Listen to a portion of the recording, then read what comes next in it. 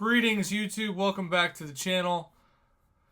In an effort to discuss everything going on in the contest, I have neglected a post about rebalancing that I wanted to address today from earlier in the year.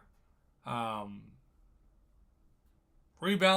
is a really important part of this game because it oftentimes takes older champions that people actually have and makes them more useful. Now, of course, it can turn them into terrible defenders or terribly difficult defenders, and that can make older content tougher.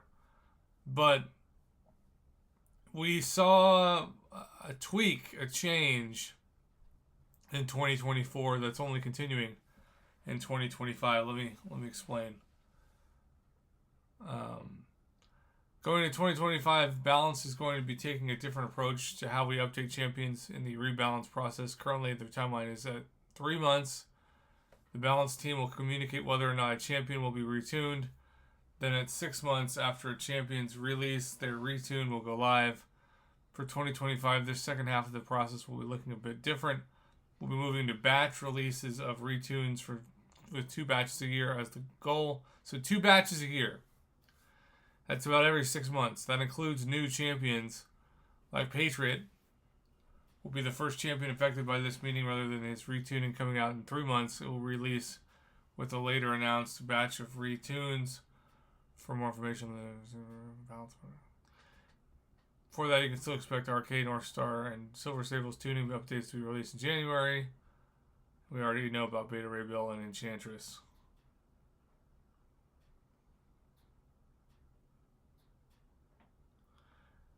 So,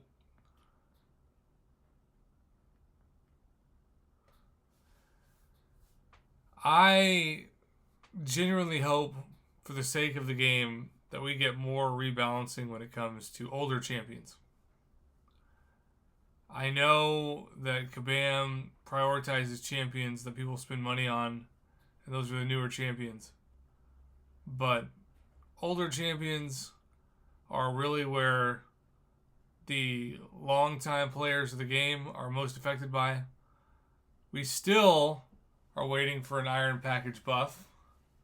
We are still waiting for a Groot buff. There are still champions that are memes, that continue to be memes, that have been memes for quite some time.